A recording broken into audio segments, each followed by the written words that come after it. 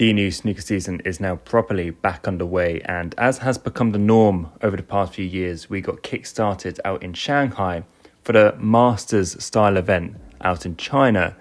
And like I say every year, the height of the summer never really feels like the perfect time to be settling in to watch the snooker, especially not at sort of 7 a.m. just before you're about to set off for work.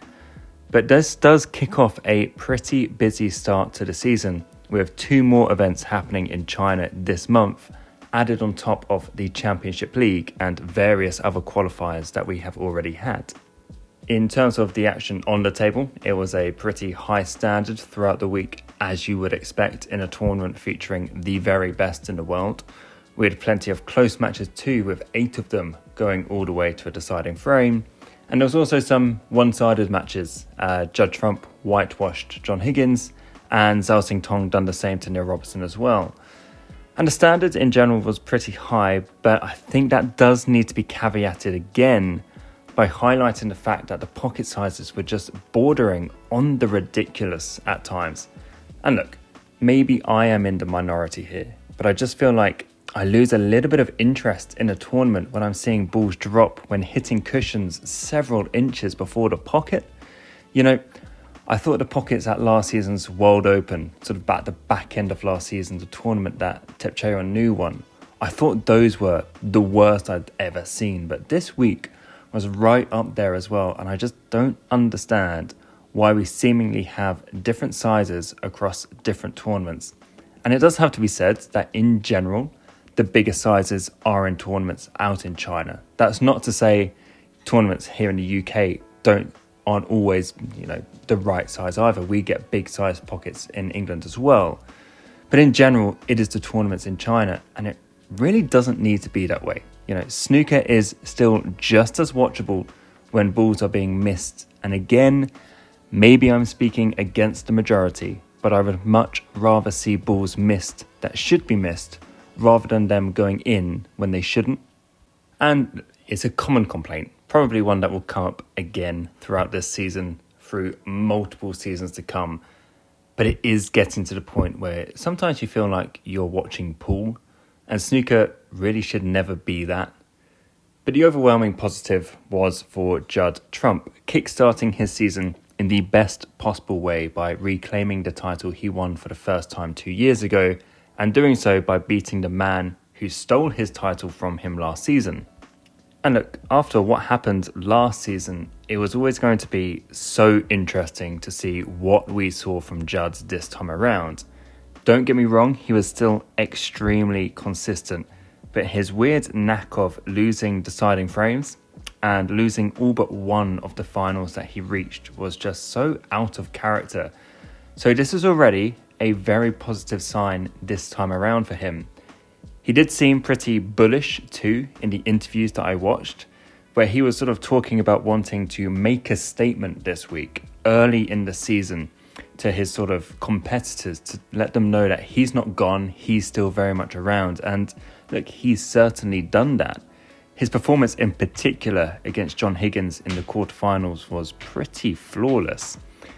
And the performance in the final may well be what actually pleases him the most. Of course, that might sound obvious to say when it wins him a title, but that final should have been a lot closer than it was, with Wilson losing at least 4 frames from leading positions. And that was sort of the hallmark of Judd's success when he was dominating. It wasn't all about him just blowing opponents away. In fact, he rarely done that. It was more about his ability to steal frames that he shouldn't win and win matches when he wasn't at his very best. So to get back to doing that right at the beginning of this season, well, that could be a little bit ominous for the rest of the field. And also, he'd done so by beating a man he has never beaten in multi-session matches before. And of course, he lost all 3 finals that he played against Wilson a couple of seasons ago. And even something like that could just inspire more confidence going forwards. I remember there was a time when he never beat John Higgins in a match longer than a best of 9. Then he got his first win. And then there was a period before last season when any time Judd played Higgins, no matter what the length of the match was, he was beating him all the time. And that may just happen again here. And then finally, whilst we're still on the subject of Judd Trump, in my season preview video a few weeks ago, I talked about the race to the world number 1 spot and the extreme likelihood that Judd will lose his world number 1 status at some point this season. He's just got too much money to defend, and he's got too many players below him who will probably be consistent and have, in comparison to Judd, like peanuts to defend. But this may just be a reminder that he's not going to lose that crown easily. Of course, the Shanghai Masters is invitational, so he wins no ranking points, and that doesn't affect that whatsoever. But just a reminder that even though Judd is set to slip to world number 6 come season end, we shouldn't rule him out completely just yet. And in a similar vein to Judd Trump, elsewhere there was Kyren Wilson, who would have been looking for a strong start to the season, and that's exactly what he got. Just like Judd, Kyren last season was consistent. Of course, he won the Masters, he won the Shanghai Masters. But in general, it kind of felt like a season that was riddled more with negatives than positives, especially with his cue problems. And he just seemed quite negative in a lot of interviews, and especially at the World Championship, he just looked like a man that wanted the season to end. So to get off to a strong start this season it felt pretty important for him. And he beat O'Sullivan, he beat Mark Williams, and then that really big win from behind against Xintong in the semi-finals. The performance in the final, I'm sure, will disappoint him, not just losing it, but he missed quite a few strange balls in key moments. Like I say, the final should have been a lot closer, and he surrendered frames that he really should have been winning. So the 11-6 loss doesn't really reflect the true nature of how the match really went. But he really should take the positives. And if he can take that forwards, we may just start seeing the Kyren Wilson that we saw a couple of seasons ago back again this season as well. The Chinese pair of Xintong and Yize also impressed, as they look to continue their claims to top the ranking list and be the person to knock off Judd Trump.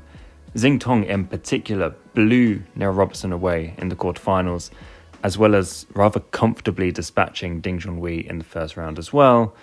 And we also got a maximum break in the tournament from Xiao Guodong, which is already the 5th 147 break of the season. So that insane record that was set last year may well get beaten again in a few months. And as the season begins to get properly underway, it will be interesting to see if this tournament has maybe started a pattern of what we will be seeing over the next 9 months or so. Because the 4 semi-finalists here, Judd Trump, Kyren Wilson, Yize and Zhao Xintong, may well be the 4 that we are talking about the most when discussing tournament winners during the rest of this campaign.